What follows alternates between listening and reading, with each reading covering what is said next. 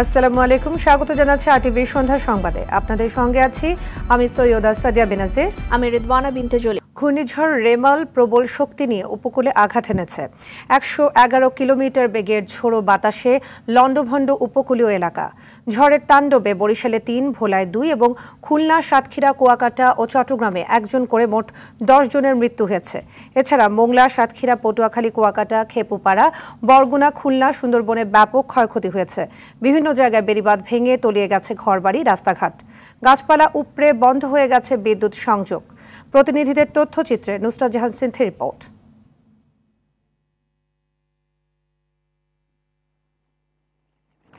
রোববার রাত ৮টার দিকে প্রবল ঘূর্ণিঝড় রেমাল মংলার দক্ষিণ পশ্চিম দিক দিয়ে পশ্চিমবঙ্গ উপকূল ও বাংলাদেশের খেপুপাড়া উপকূল দিয়ে ধেয়ে আসে। এই সময় ১১১ কিলোমিটার বেগে ঝোড়ো হাওয়া ও ভারী বৃষ্টিপাত হয়। রেমালের তাণ্ডবে গাছ উপড়ে ভোলার লালমোহন ও দৌলতখানে এক নারী ও এক শিশুর মৃত্যু হয়েছে। বরিশালের রূপাতলী ও বাকেরগঞ্জে দেয়াল ধসে ও গাছ চাপায় মারা গেছে ৩ জন। কুয়াকাটায় জোয়ারের পানিতে প্রাণ গেছে আরেক যুবকের। এছাড়াও জেলাগুলোতে ঝড়ের তাণ্ডবে ব্যাপক ক্ষতি হয়েছে। এদিকে দিনের আলো ফোটার সঙ্গে সঙ্গে বেরিয়ে আসছে রেমালের তাণ্ডবের ক্ষয়ক্ষতির চিহ্ন। সাতক্ষীরার শ্যামনগরের গাবুরা ইউনিয়নে রাতভর বৃষ্টির সঙ্গে ঝোড়ো হাওয়ায় ভেঙে গেছে অনেক ঘরবাড়ি, গাছপালা। পানিতে ডুবে মৃত্যু হয়েছে এক বৃদ্ধের। বিষখালী, সন্ধ্যা, পায়রা, আন্ধারমানিক, গলাচিপা ও তেঁতুলিয়া নদীর উপচে পড়া পানিতে বরগুনা ও পটুয়াখালী নিম্নাঞ্চল প্লাবিত হয়েছে। বরগুনায় তলিয়ে গেছে ২৭ গ্রাম, ভেঙে গেছে বন্যা নিয়ন্ত্রণ বাঁধ। সুন্দরবনে রেমালের তাণ্ডবে দুবলা, কটকা, কচিখালী ও হিরন পয়েন্ট এলাকা ৭ থেকে ৮ ফুট পানির নিচে তলিয়ে গেছে। সুন্দরবনের বিভিন্ন অফিস ও বন্যপ্রাণীদের মিঠা পানির একমাত্র উৎস পুকুরগুলো জলোচ্ছ্বাসের নোনা পানিতে তলিয়ে গেছে। বনের গাছপালারও ব্যাপক ক্ষয়ক্ষতি হয়েছে। বাগেরহাটে রাত জুড়ে ভারী বৃষ্টিপাত ও ঝোড়ো হাওয়ায় অনেক গাছ উপড়ে বিদ্যুৎ বিচ্ছিন্ন হয়ে পড়েছে বেশিরভাগ এলাকা। জেলার নিম্নাঞ্চল প্লাবিত হওয়ায় লাখ লাখ মানুষ পানিবন্দী হয়ে পড়েছে। খুলনায় জলোচ্ছ্বাসে বাটিয়াঘাটায় গাছ চাপা পড়ে একজনের মৃত্যু হয়েছে। কয়রা এবং ডাকব উপজেলার বিভিন্ন জায়গায় বাঁধ ভেঙে অন্তত ২৩টি গ্রাম প্লাবিত হওয়ার পাশাপাশি ভেঙে গেছে শতাধিক চিংড়ির ঘের। পিরোজপুরের নিম্নাঞ্চল প্লাবিত হয়েছে। কোনো কোনো জায়গায় পানির উচ্চতা ২ থেকে ২.৫ ফুট পর্যন্ত বেড়েছে, ফলে যোগাযোগ ব্যবস্থা ভেঙে পড়েছে। হাতিয়ায় টানা বৃষ্টি ও জোয়ারের পানিতে নিঝুমদ্বীপ ইউনিয়ন প্লাবিত হয়েছে। নদীতে স্বাভাবিক জোয়ারের চেয়ে ৮ থেকে ১০ ফুট পানি বাড়ায় পানিবন্দী হয়ে পড়েছে ৯ ওয়ার্ডের ৫০,০০০ মানুষ। সেন্ট মার্টিন ও শাহপরীর দ্বীপের চারপাশে সাগরের পানির উচ্চতা আগের চেয়ে ৪ থেকে ৫ ফুট বেড়েছে। বাঁধ না থাকায় দ্বীপ দুটিতে ভাঙন দেখা দিয়েছে। রেমালের তাণ্ডবে উপকূলের বেশিরভাগ এলাকা পানিতে তলিয়ে যাওয়ায় আশ্রয় কেন্দ্রে উঠেছে প্রায় ৮ লাখ মানুষ। নুসরাত জাহান সিনথি, আরটিভি। দর্শক, ঘূর্ণিঝড় রেমালের সর্বশেষ খবর জানাতে সাতক্ষীরা থেকে যুক্ত হচ্ছেন সহকর্মী সাকিবুর রহমান। সাকিব, সাতক্ষীরাতে ঘূর্ণিঝড় কতটা শক্তিশালীভাবে আঘাত এনেছে, সেই সাথে প্রাথমিকভাবে ক্ষয়ক্ষতির কোনো খবর পাওয়া গেছে কিনা, আর আশ্রয় কেন্দ্রে যারা আছেন তাদের বিষয়ে একটু জানতে চাই।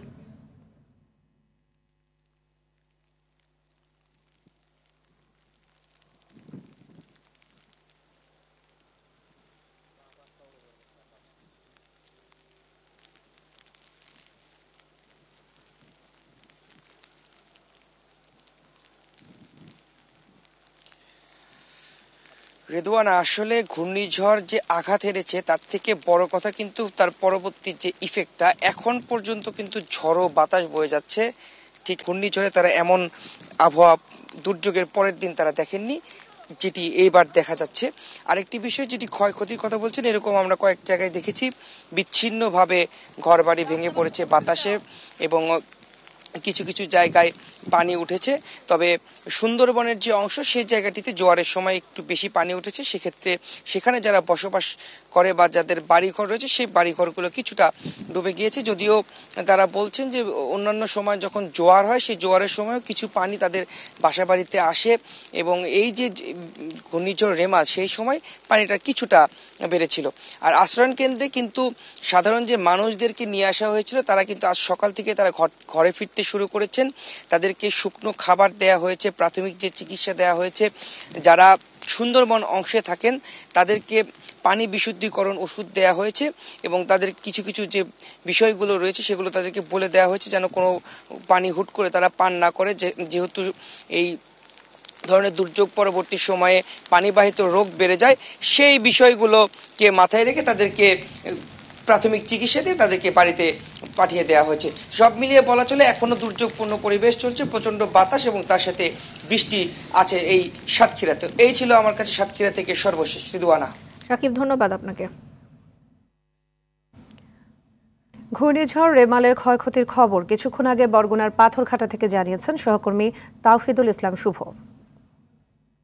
যে ঘূর্ণিঝড়ে যে সব থেকে বেশি আঘাত আনার সম্ভাবনা কিন্তু যে বরগুনা পাথরঘাটাতে রয়েছে। পাথরঘাটার এই সাইডে কিন্তু যে ভাঙন, এই ভাঙন থেকে কিন্তু 2007 সালে যে ছিড়ার যে সব থেকে বড় একটি মর্মান্তিক ঘটনা, পাথরঘাটায় কিন্তু শত শত মানুষ মারা যায় এবং কয়েক লক্ষ গবাদি পশু মারা যায় এবং লক্ষ লক্ষ টাকার ক্ষয়ক্ষতি হয় এই পাথরঘাটা উপজেলাবাসী। আমি এখন রয়েছি একটি আশ্রয় কেন্দ্রে পদ্মা গ্রামে আশ্রয় কেন্দ্রে কিন্তু যে কম বেশি করে লোক আছে, আমরা কিন্তু তাদের সাথে কথা বলেছিলাম। তারা কিন্তু সব থেকে বেশি ভয়ে আছেন। এখানকার ঝুঁকিপূর্ণ অবস্থা, এখানকার যে বেড়িবাঁধ, তেমনি কিন্তু এই যে ভবনটি কিন্তু একদম জরাজীর্ণ অবস্থা। এবং অন্যদিকে আমি দেখাতে পাশের যে রুমে, এখানেও কিন্তু যে অনেক লোক এসেছেন এবং যে তাদের যে পরিবার বা প্রজনন নিয়ে কিন্তু যে আশ্রয় কেন্দ্রে এসেছে। ভিতরে কিন্তু যে আমরা দেখেছি কিন্তু অনেকেই কিন্তু এসেছেন পরিবার বা প্রজন্ম নিয়ে। কিন্তু এখানে মোট 4টি কক্ষ রয়েছে, 4টি কক্ষেই কিন্তু যে কম বেশি করে লোক আসছে এবং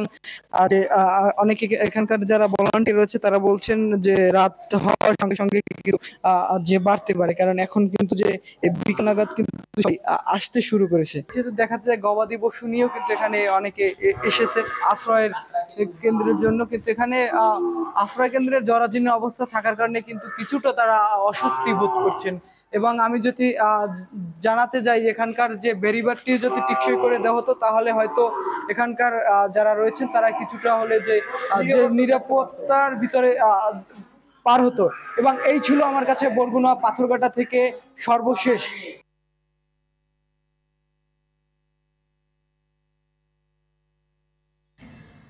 বরগুনার পাথরঘাটা থেকে জানাচ্ছিলেন তাওহিদুল ইসলাম শুভ। ঘূর্ণিঝড় রেমালের তাণ্ডবের পরবর্তী পরিস্থিতি কিছুক্ষণ আগে কুয়াকাটা থেকে জানিয়েছেন সহকর্মী কাজী সাইদ। যে সতর্ক সংকেত পরিবর্তন করেছে, অর্থাৎ গতকালকে যে পর্যন্ত যে 10 নম্বর মহাবিপদ সংকেত ছিল সেটি নামিয়ে কিন্তু আজকে সকাল 9টায় কিন্তু 3 নম্বর সতর্ক সংকেত দেওয়া হয়েছে। কিন্তু বাস্তবিক হচ্ছে যে পটুয়াখালী উপকূলীয় অঞ্চলের যে আবহাওয়া পরিস্থিতি এখনও কিন্তু আসলে স্বাভাবিক হয়নি। অর্থাৎ গতকাল যে বাতাস ছিল সে রকমের বাতাস কিন্তু আজকেও বইছে এবং সাগর এখনও উত্তাল রয়েছে। এখন আপনি দেখতে পাচ্ছেন যে সমুদ্রে কিন্তু ভাটা চলছে, ভাটার সময় কিন্তু সমুদ্র খানিকটা উত্তালই রয়েছে, বড় বড় ঢেউ কিন্তু তীরে আছড়ে পড়ছে। আর সৈকতের লাগোয়া যে দোকানগুলো ছিল সেগুলো কিন্তু মালামাল দোকানদাররা অন্যত্র সরিয়ে নিলেও এখনো কিন্তু খালি যে দোকানগুলো ছিল সেই দোকানগুলোর ব্যাপক কিন্তু ক্ষয়ক্ষতি হয়েছে। এছাড়া উপকূলীয় অঞ্চলের যে ভারী বৃষ্টি এবং নদ নদীর পানি বৃদ্ধি পেয়ে কিন্তু নিম্ন অঞ্চল প্লাবিত রয়েছে। প্রশাসনের তরফ থেকে এখন পর্যন্ত কিন্তু আসলে ক্ষয়ক্ষতির পরিমাণ কি নিরূপণ করতে পারেনি। কুয়াকাটা সংলগ্ন আশেপাশে যে এগুলো রয়েছে, অর্থাৎ যে নৌবন্দরগুলো রয়েছে সেখানে কিন্তু মাছ ধরা ট্রলারগুলো নোঙর করে রাখা হয়েছে, তবে নিরাপদ স্থানে রাখা হয়েছে। আর এছাড়া কুয়াকাটা সংলগ্ন যে আশেপাশে যে পর্যটন সংশ্লিষ্ট জায়গাগুলো, অর্থাৎ যে সমস্ত জায়গার পর্যটকরা জড়ো হয় সেই সমস্ত জায়গায় কিন্তু আসলে আজকে কোনো পর্যটকরা জড়ো হয়নি। এই ছিল আমার কাছে কুয়াকাটা সমুদ্র সৈকত থেকে সর্বশেষ। ঘূর্ণিঝড় রেমালের প্রভাবে ব্যাপক বৃষ্টিপাতে তলিয়ে গেছে বন্দরনগরী চট্টগ্রামের নিচু এলাকা। এই অঞ্চলে সোমবার সকাল পর্যন্ত সর্বোচ্চ বৃষ্টিপাতের রেকর্ড করা হয় 220 মিলিমিটার। এছাড়া কক্সবাজার সমুদ্র উপকূলে 5 থেকে 6 ফুট উচ্চতায় জোয়ারের পানি বৃদ্ধি পেয়ে প্লাবিত হয়েছে অন্তত 20 গ্রাম। বিকেল 3টার পর থেকে ঝড় বৃষ্টি বেড়েছে ঢাকা ও এর আশেপাশের এলাকায়। জলাবদ্ধতা তৈরি হয়েছে রাজধানীর বিভিন্ন এলাকায়। শরীয়ত খানের রিপোর্টে দেখুন বিস্তারিত। বাংলাদেশ ও পশ্চিমবঙ্গ উপকূলে তাণ্ডব চালিয়ে স্থলভাগে উঠে আসার পর বৃষ্টি ঝরিয়ে দুর্বল হয়ে পড়েছে প্রবল ঘূর্ণিঝড় রেমাল, পরিণত হয়েছে গভীর স্থল নিম্নচাপে।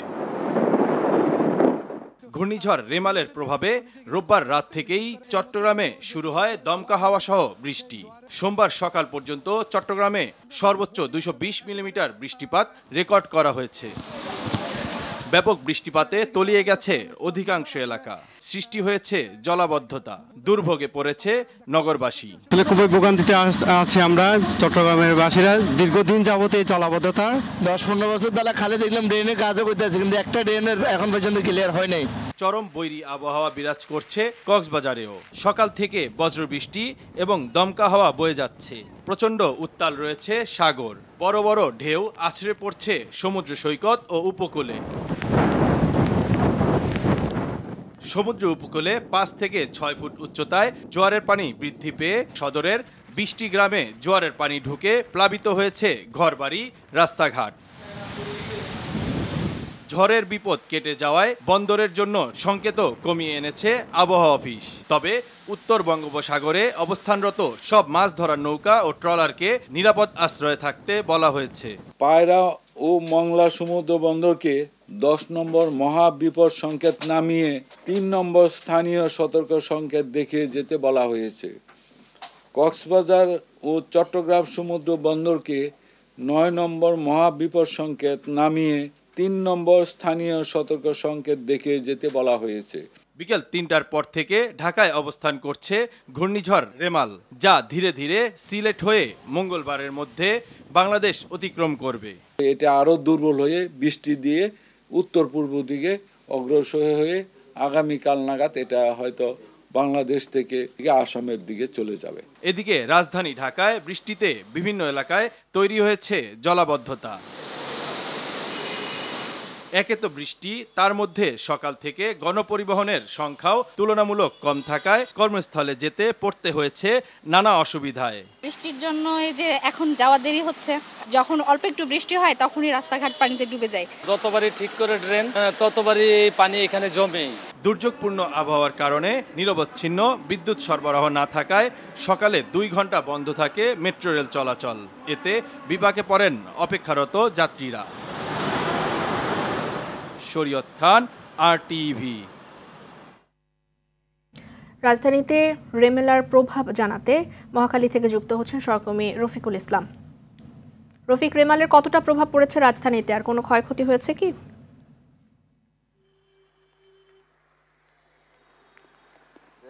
প্রবল ঘূর্ণিঝড় রেমাল আসলে সারা রাত তাণ্ডব চালিয়েছে উপকূলীয় জেলায়, এবং সেই তাণ্ডব আসলে কতটা ভয়াবহ ছিল সেটি কিন্তু রাজধানীবাসী আসলে টের পাচ্ছে। বিশেষ করে সকাল থেকেই কিন্তু রাজধানীতে ভারী বৃষ্টিপাত হচ্ছিল এবং বিকাল থেকে বাতাসের গতিবেগ কিন্তু বেড়ে গিয়েছে।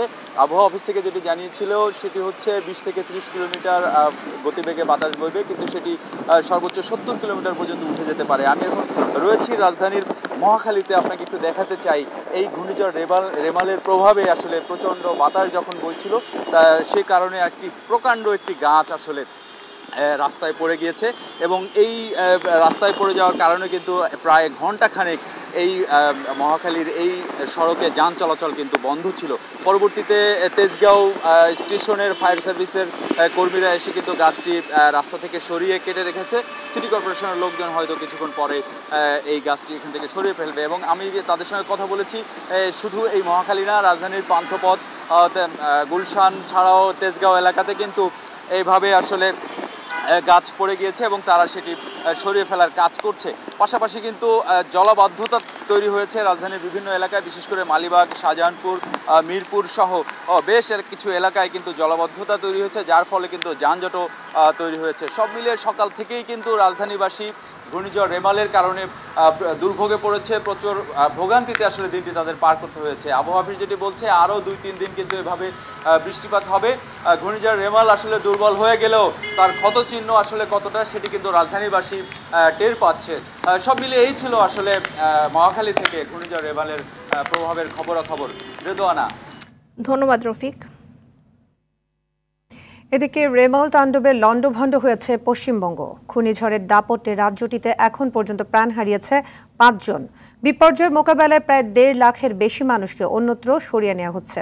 ঝড় ও ভারী বর্ষণে উপকূলীয় এলাকাগুলোতে ব্যাপক ক্ষয়ক্ষতির খবর পাওয়া গেছে।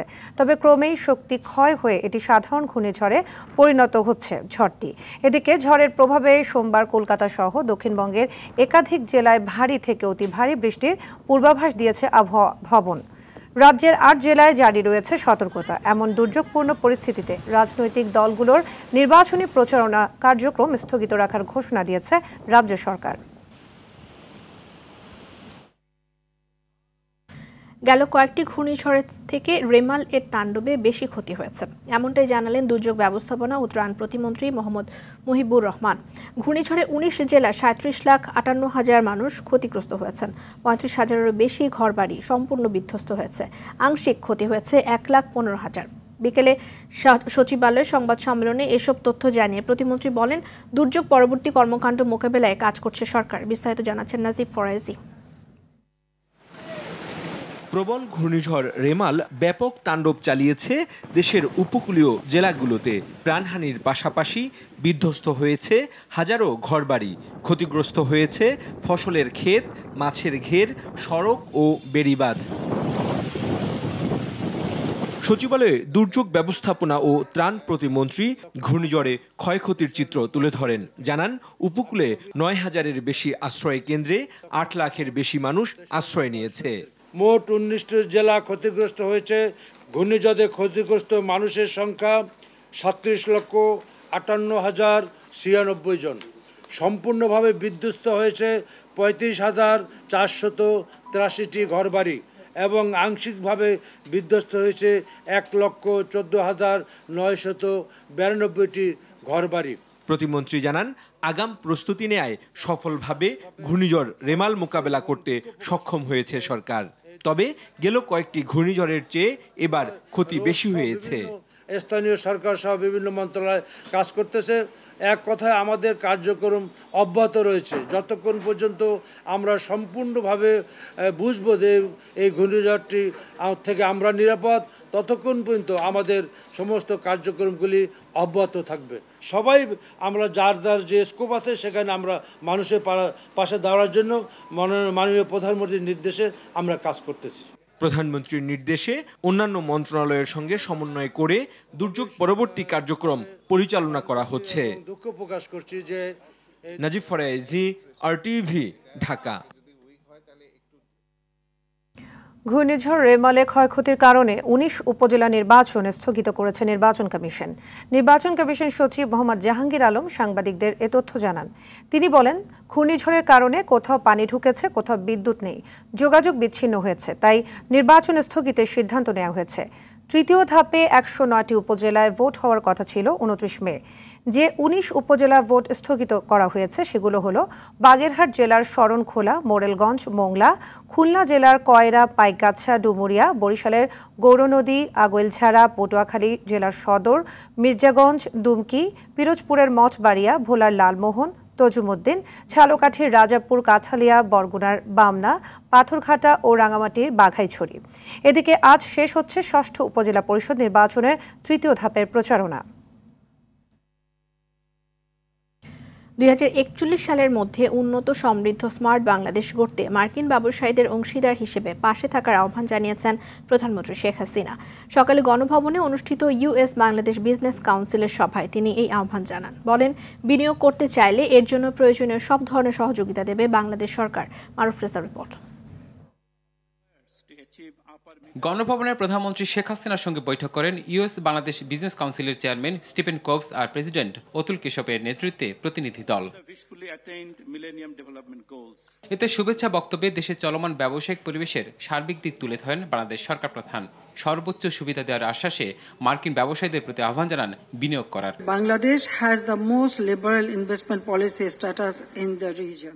আমি আপনাদের মনে করিয়ে দিতে চাই যে বাংলাদেশে বিনিয়োগের অবাধ নীতির যে সুযোগটা রয়েছে এখন সেটি পুরোপুরি কাজে লাগাতে পারেন, আর এর জন্য যে কোনো ধরনের সহযোগিতা করতে প্রস্তুত সরকার।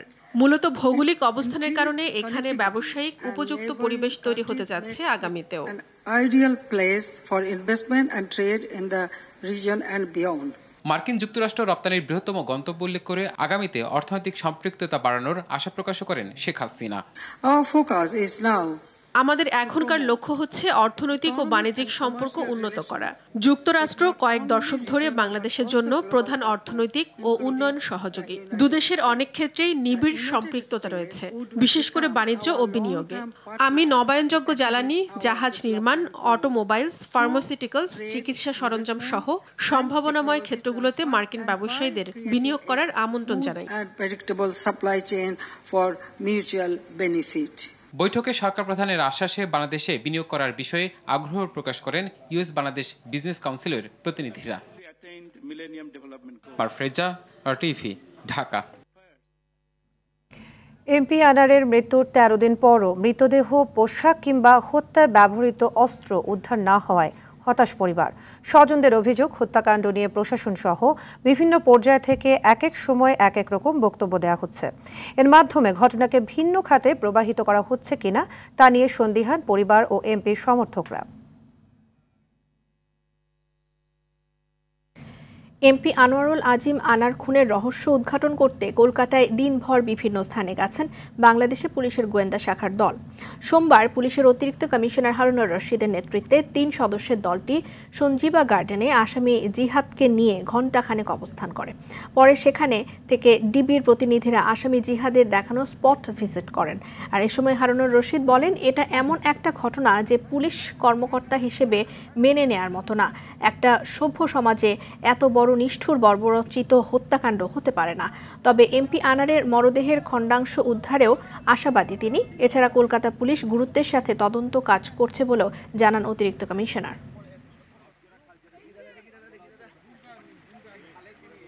আমরা কিন্তু অনেক তথ্যই আমরা পেয়েছি এবং আমরা কিন্তু এই আসামিটাকে নিয়ে আমরা কিন্তু যে বর্জ্যখালে আপনারা অনেকে ছিলেন সেখানে কিন্তু আমরা সেখানে তাদের যেখানে নিক্ষেপ করা সেই জায়গাটাও আমরা পরিদর্শন করেছি। তদন্তের স্বার্থে অনেক কিছুই আমরা এখন বলতে পারছি না এবং আমরা দেখলাম যে মানে কলকাতার সিআইডি অন্যান্য পুলিশরা খুবই আপ্রাণভাবে চেষ্টা করেছে তারা ওই যে কোনো বাইরে।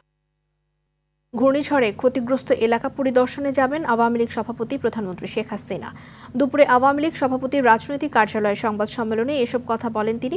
এ সময় ঘূর্ণিঝড়ে নিহতদের ঘটনায় শোক এবং সমবেদনা জানিয়েছে আওয়ামী লীগ। আওয়ামী লীগের সংশ্লিষ্ট বিভাগীয় কমিটি ঘূর্ণিঝড়ের ক্ষতিগ্রস্তদের পাশে যাবে বলেও জানান তিনি। সেতুমন্ত্রী আরও বলেন, বিএনপি বিরোধী দল হিসেবে ব্যর্থ, তারা সহায়তার নামে শুধু ফটো সেশন করে, মানবিক কোনো কাজ করে না বলে মন্তব্য করেন ওবায়দুল কাদের।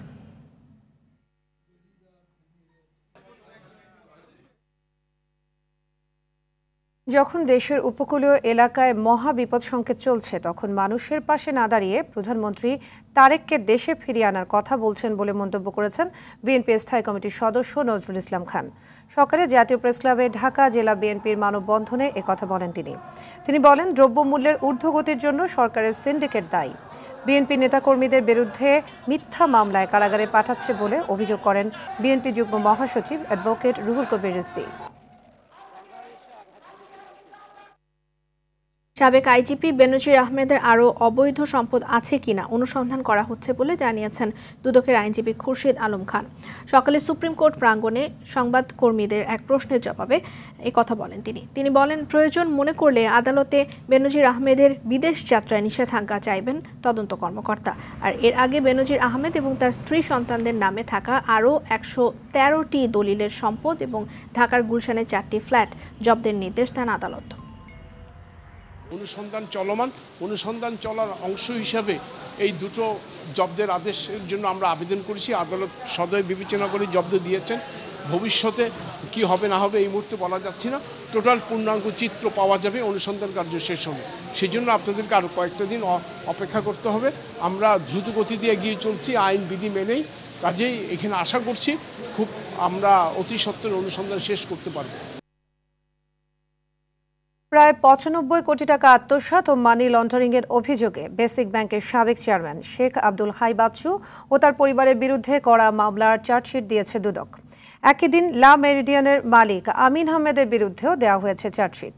অবৈধ সম্পদ ও রাজস্ব ফাঁকির অভিযোগে গত বছর তার বিরুদ্ধে মামলা করে দুদক। রাজধানীর ক্যান্টনমেন্ট বাজারের প্রায় ৩১ কাঠার একটি জমি ক্রয় দেখিয়ে ৯৫ কোটি টাকা গোপন এবং ৮৫০ কোটি টাকার রাজস্ব ফাঁকির অভিযোগ আছে তার বিরুদ্ধে। আর ৩৫০০ কোটি টাকার ঋণ অনিয়মের অভিযোগে ব্যাংকের সাবেক চেয়ারম্যান শেখ আব্দুল হাই বাচ্চুর বিরুদ্ধে তদন্তে নেমে এর সত্যতা পায় দুদক। নির্বাচনী হলফনামায় প্রার্থীদের দেয়া আয়করের তথ্য, সম্পদের হিসাব, মামলার বিষয় এবং অবৈধ সম্পদের বিষয়ে যাচাই বাছাই করতে নির্বাচন কমিশন, দুদক এবং জাতীয় রাজস্ব বোর্ডকে কার্যকর ভূমিকা নেওয়ার আহ্বান জানালো transparency international Bangladesh TIB. TIB কার্যালয়ে তৃতীয় ধাপের উপজেলা নির্বাচনের হলফনামার গবেষণা রিপোর্ট নিয়ে সংবাদ সম্মেলনে এ কথা বলেন সংস্থার নির্বাহী পরিচালক ডক্টর ইফতেখারুজ্জামান। তিনি বলেন, তৃতীয় ধাপের উপজেলা নির্বাচনের প্রার্থীরা হলফনামায় আয়করের সঠিক তথ্য দেননি। প্রথম এবং দ্বিতীয় ধাপের প্রার্থীদের ক্ষেত্রেও একই অবস্থা। উপজেলা নির্বাচনে ৬৬% প্রার্থী ব্যবসায়ী। পূর্বের তুলনায় তাদের সম্পদ বেড়েছে ২ থেকে ৩ গুণ। জাতীয় পর্যায়ে যে একচ্ছত্র একদলের একচ্ছত্র আধিপত্য সেটার বিকেন্দ্রীকরণ হয়েছে।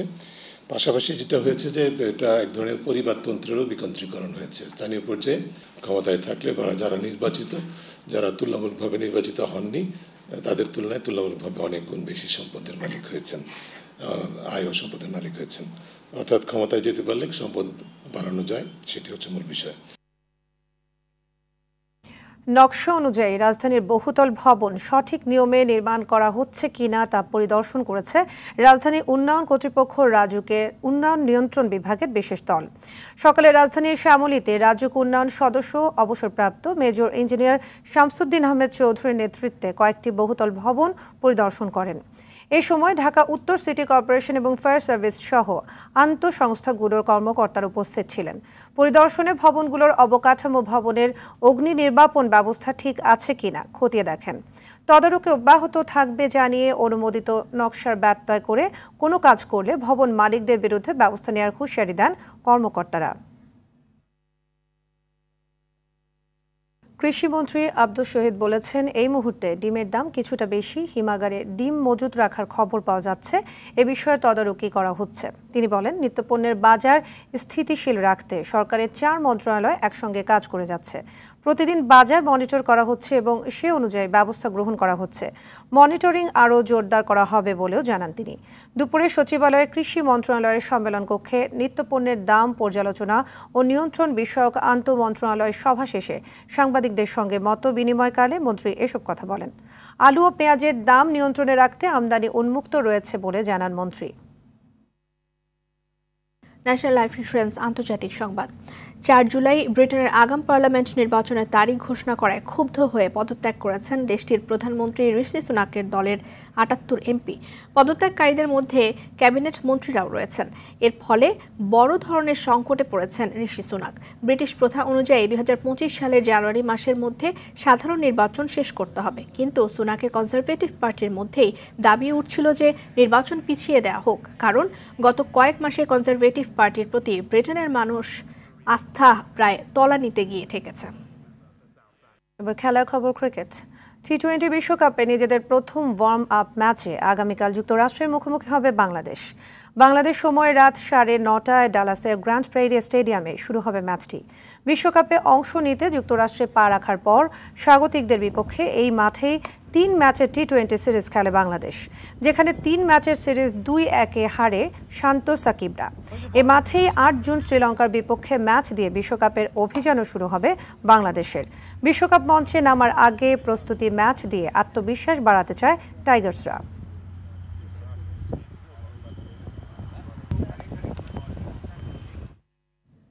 বঙ্গবন্ধু কাপ আন্তর্জাতিক কাবাডিতে নিজেদের দ্বিতীয় ম্যাচেও বড় ব্যবধানে জয় পেয়েছে বাংলাদেশ। মিরপুর শহীদ সোহরাওয়ার্দী ইনডোর স্টেডিয়ামে মালয়েশিয়াকে হারিয়েছে 73-22 পয়েন্টে। বাংলাদেশের কাবাডিয়ানদের দাপটে প্রথমার্ধেই মিজান জিয়ারা এগিয়ে যায় 37-4 পয়েন্টে। দ্বিতীয়ার্ধেও সেই ধারা অব্যাহত রেখে বড় জয় তুলে নেন লাল সবুজের প্রতিনিধিরা।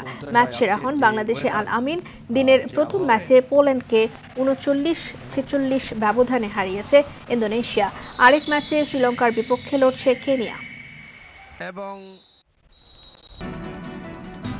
সন্ধ্যার সংবাদে পর্যন্তই। সবশেষ সংবাদ জানতে যে কোনো মোবাইল ফোন থেকে 24141 নম্বরে ডায়াল করুন। রাতের সংবাদ 11:15টায় দেখার আমন্ত্রণ রইল। ধন্যবাদ সবাইকে। ধন্যবাদ।